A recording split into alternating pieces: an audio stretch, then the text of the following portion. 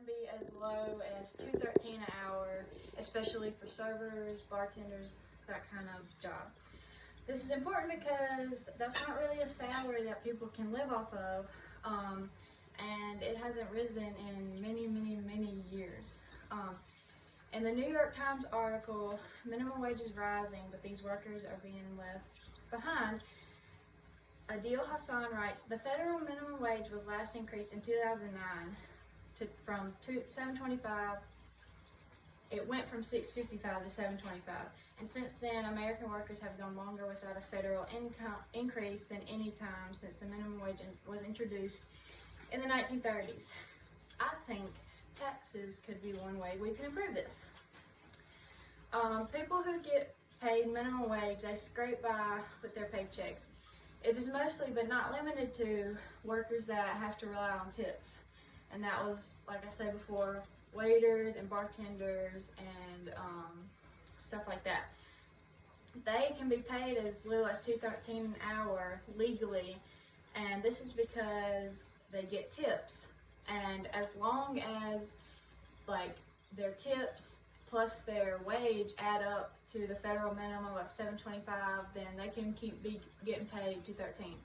That's how companies are able to pay them that low, because of tips, which isn't really fair. What if they have a bad night? They don't get as many tips. So do they get to go home? Their family can't eat that week or that month?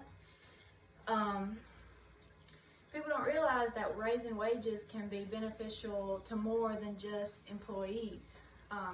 Paying employees more has been proven to improve service and productivity. Seema J. Chandran, in the article, How a Raise for Workers Can Be a Win for Everybody, writes, the new research shows that raising the minimum wage improves workers' productivity, which translates into business offering higher quality service. Employees aren't not only going to work harder if they feel that it's worth it. If higher-ups would value their employees more and give them a well-paying salary and a good working environment, then workers would be more likely to work harder, and they would enjoy their job and want to be there and want to give their best to customers and stuff. The federal minimum wage in the U.S. is supposed to be something that people are able to live off of. Andrew Blumenthal, in the article, Can a Family Survive on the U.S. Minimum Wage? He writes, the hourly rate hasn't kept up with the cost of living since the late 1960s. In fact, the earnings of a minimum wage worker with a family of 4 fall well below poverty line. While many states and cities have raised minimum wage rates higher than $7.25, minimum wage earners still struggle to pay bills, secure housing, and support a family. Some states do have a higher wage than $7.25, but it's still not anything crazy or something people can thrive off of, especially not a family.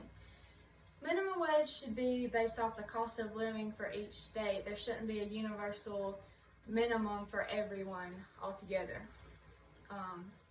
Obviously, it's more cheaper to live in a state like Mississippi or Alabama or somewhere down here in the South than it is in California or Oregon or Pennsylvania. It's very expensive to live up there, so how can you have the same rate everywhere? That just doesn't make any kind of sense. My solution for this is taxes. I'll be honest, I have no idea what taxes pay for, and I also think that they lie to us about where our taxes go. I don't really mean to get political, but I just think that if the rich people paid more taxes than the lower class people do or middle class people do, then we would have more than enough to help with stuff like minimum wage or other things. Upper class people should be held accountable. I'm not saying that it's their responsibility and it's their fault that minimum wage workers get paid what they do. I'm just saying that they should be held accountable for paying their taxes just like lower and middle class people are. It's ridiculous that lower and middle class people pay more taxes than some upper class people do when they make $500,000 to like $1 million a year. In so many other countries, the taxes they take taxes seriously and they use it to benefit their people. That's like the whole reason of taxes, and I think the leaders of our countries have failed us in that. And so many people will be quick to say, well, if they don't want to be paid minimum wage, then why don't they go to college and get a degree? If they have no money, do you think they're going to be inclined to go to college and get a degree and have thousands or $1 million of debt to pay after that? No, they're not. That's not. College is a luxury that some people can't afford, and it's a privilege. Like, not everybody gets to go, and not everybody should have to go to college to be able to make a good living. In conclusion, people who get paid minimum wage do have to scrape by. Raising wages should be something that people should want to do, and it would be beneficial to more than just employees.